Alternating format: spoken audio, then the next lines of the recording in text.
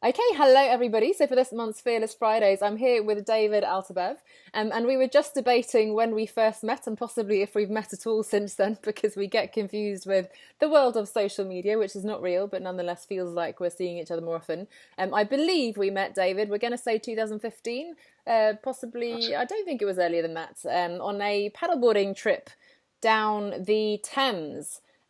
So we can talk more about that, but I'd love for you to already get things going by telling us, career-wise at least, what were you doing before and what are you doing now?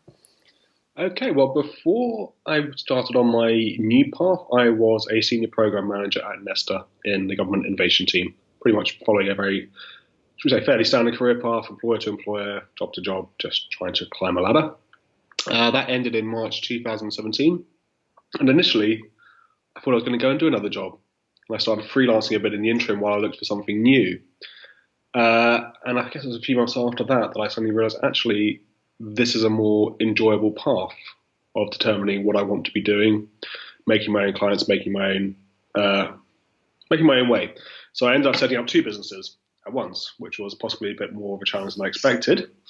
One was to set up my photography more formally, something I've been doing for a number of years, and something that I wanted to expand upon.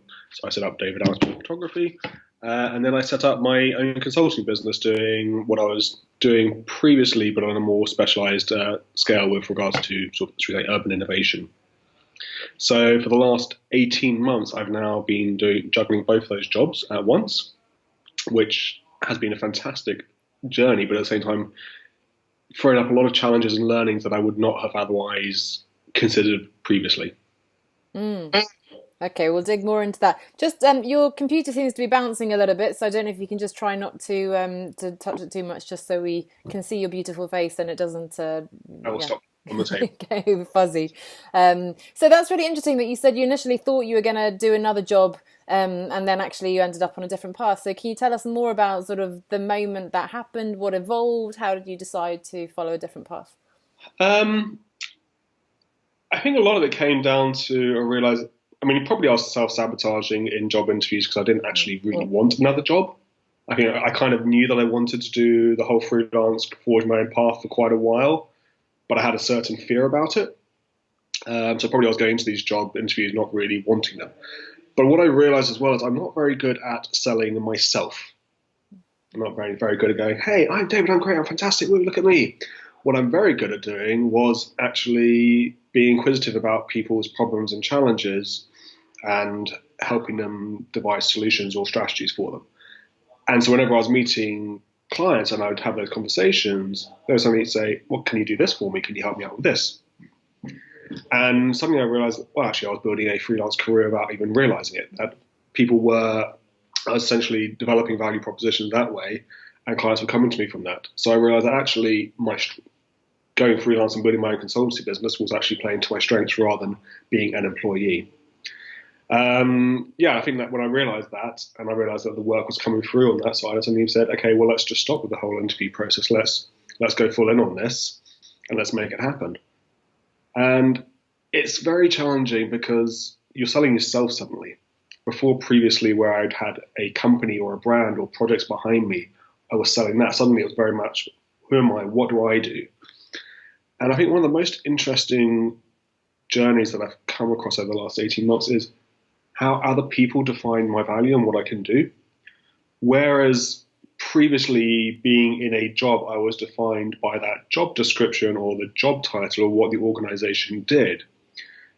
Being myself and my own person and the opportunities I've been able to create, the variety of work I've done over the last 18 months has been huge. And in particular, the sort of level of work I've done has increased dramatically in terms of seniority and so on. I've jumped about 2 or 3 levels in the last year that I would never have done in my career for another 5 years. There have been a lot of challenges with regard to, should we say, managing multiple different clients, expectations, wearing lots of different hats, and in particular, trying to jump between doing consultancy work and photography work. They are very different in terms of their marketing, their customer acquisition, the outputs you're delivering, and most importantly, in, should we say, the mindset and the headspace that you have to be in to do each one. trying to switch from one to another in the same day or week can be quite challenging sometimes. And carving out the space for both of those has been really difficult. Mm. That's so interesting that you said you were self-sabotaging initially the interviews. I think it is a massive step to go from, oh, I might want to change job to actually I'm going to completely get off that path and do something totally different. And I think that does happen in stages. So it's natural, I think, that happened like that. And as you said, selling yourself is such an icky thing, and we don't have to do it as an employee. So it does take a lot of getting used to. In terms of the two businesses, is your plan to continue indefinitely with the two, or is it sort of a transition where you'd love to actually go full time into something more creative, photography, and so on?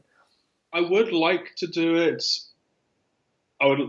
It's a good question. I haven't got an answer to that just yet.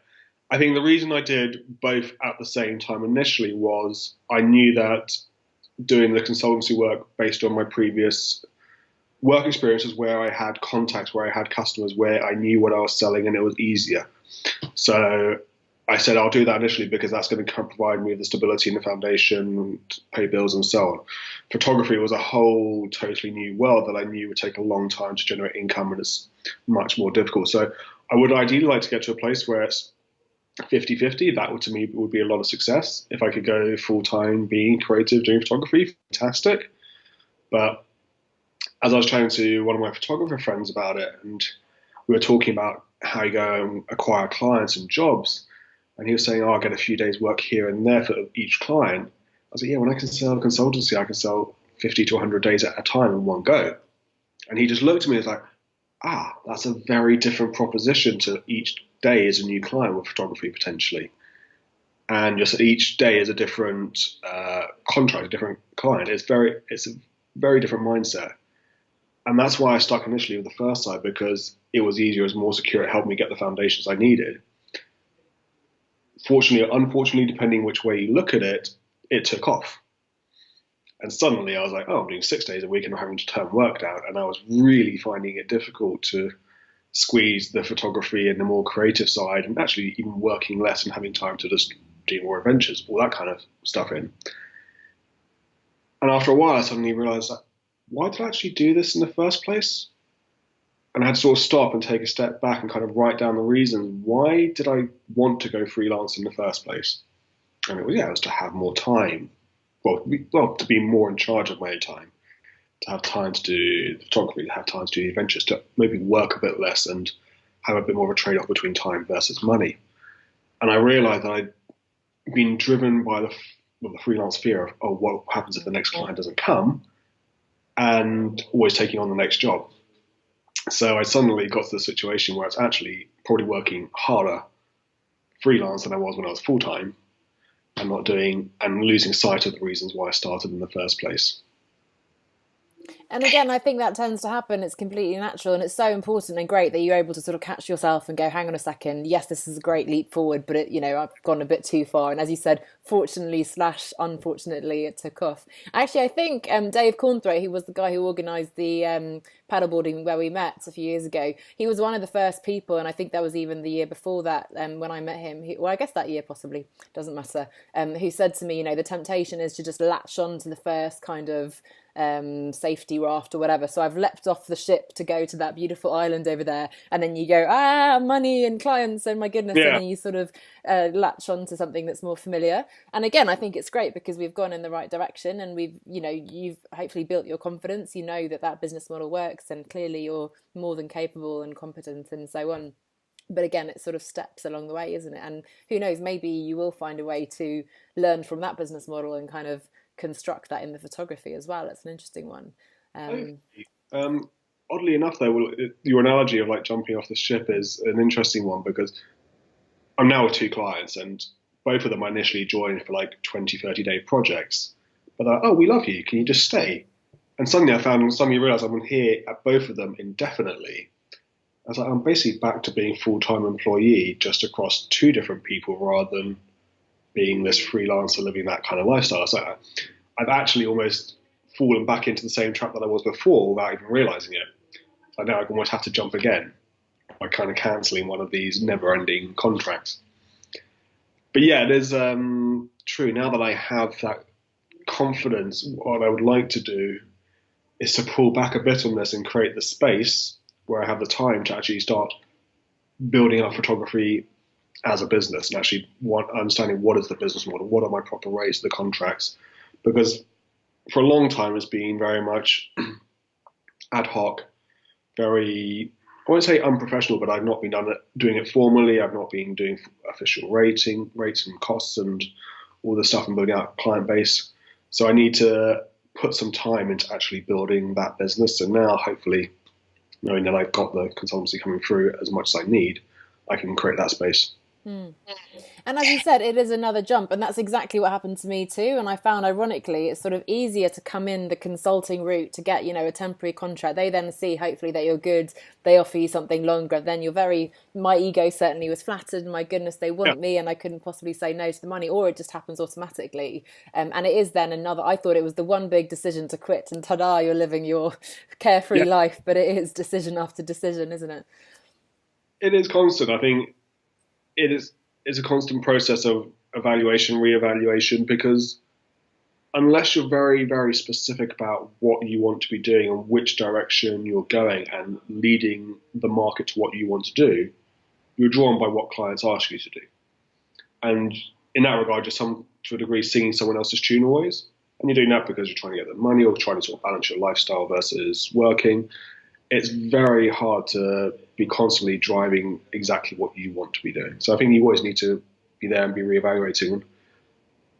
I think the advice I'd have given to my former self is at the point at which I decided to make that jump, write down on a piece of paper why you're doing it, what's really important to you, fold it up and put it in your wallet, just so you can go back and refer to it when you get a lack of clarity at some point.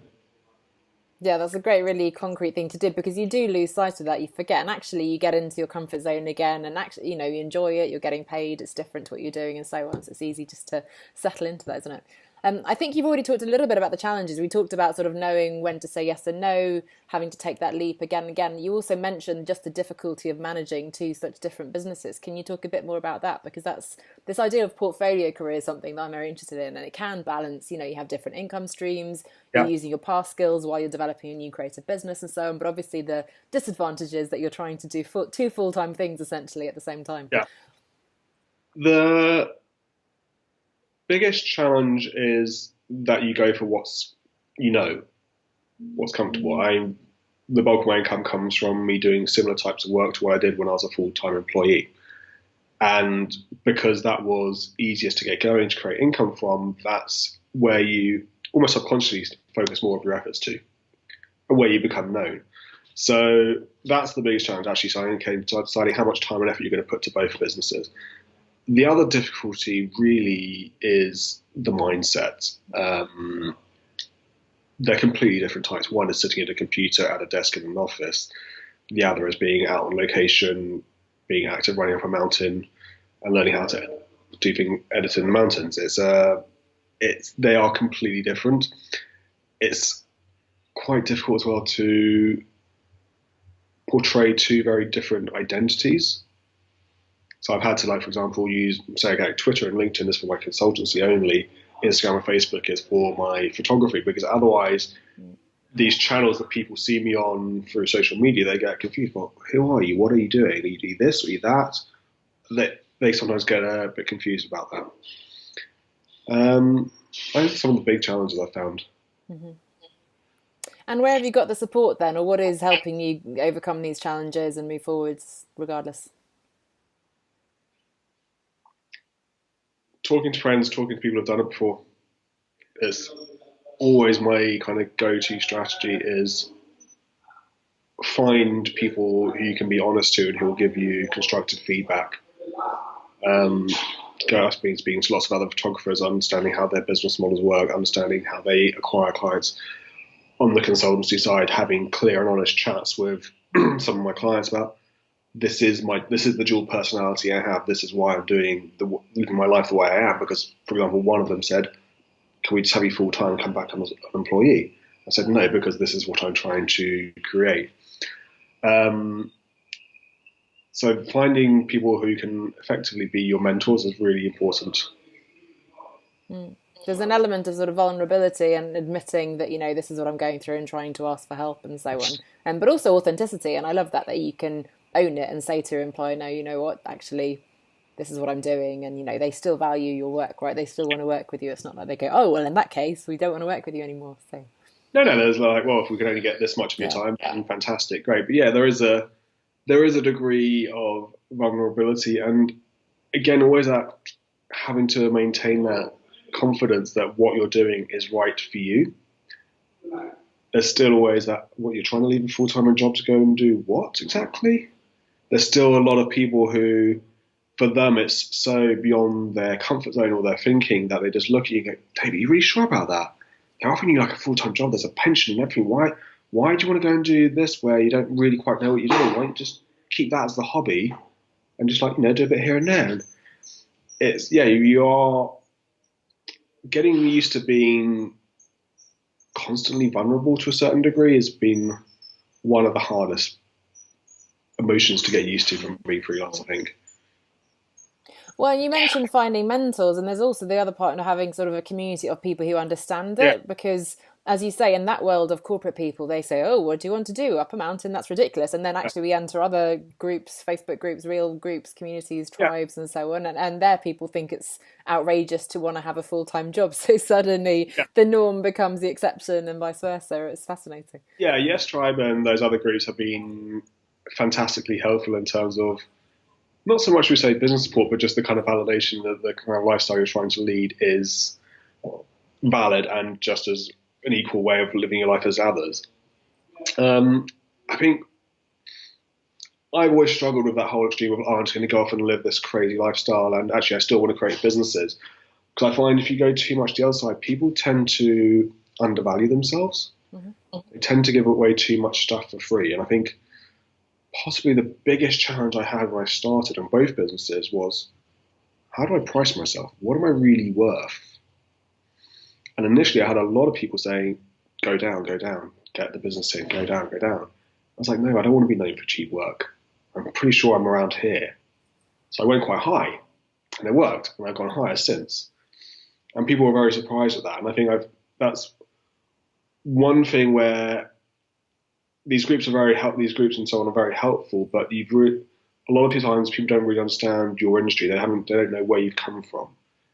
And so you've got to be very careful about sticking to what you know as well, and saying particularly on your own value and how you price yourself. I think there's two interesting aspects to that. One is definitely, I think everybody tends to undervalue themselves. So it's fantastic that you were able to recognise, despite the advice you got, no, but I think I'm here, and that's worked for you, obviously. So that's validated. And the other aspect is this element of the groups. And in particular, I think this world, and I certainly got sort of attracted into this world of adventure, and a lot of people giving everything up to live in a van and all these things. And I think that's amazing, but it's maybe not for everybody either. So that, there's a scale, and some people are very comfortable giving up things and living a very simple life and so on. And then some of us perhaps I certainly want an adventure aspect of adventure and simplicity, and I'm trying to declutter, downsize, be good for the environment and all sorts, but I also want to have this comfort and have money to be able to travel and live a life and so on. And that has been quite a delicate balance for me, and it's been difficult with, some of these groups maybe there's the luxury world of Geneva where I used to live, where people have Louis Vuitton handbags, and then there's the people living in the vans, and I'm somewhere in between. Yeah, it's knowing where on the scale works for you, and knowing that actually they don't always have to be mutually exclusive. I think there's a tendency that people feel if you're going freelance and living this whole adventure lifestyle, that almost your income has to drop completely, or not making any money, or your value somehow diminishes. You can still do high value work, just in shorter, more intense periods or whatever. Absolutely. And I read an interesting article, and this is a big debate always for creatives and so-called spiritual workers and healers, or anyone who wants to make a difference. There was a woman who wrote a really interesting article. I'll try to remember to send it to you and also post it with the interview. But it was sort of responding to critics to her who said, oh, if you really wanted to help us, then you do all this for free. And she just makes some much stronger points than I could ever make, but in terms of actually, I need to make a living, and the fact that, I can't actually...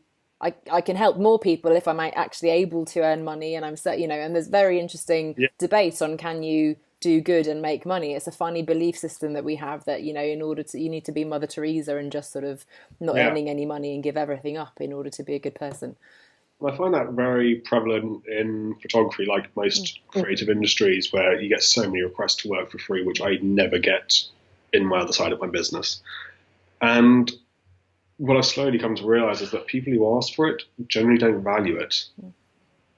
If I give it away for free, they don't really value it. They don't really use it even as a product. So what's the point? Whereas if they pay for it, they see it as a product they've purchased and they want to use it properly. And that, for me, generates a more satisfying relationship with the client and the work that I'm doing.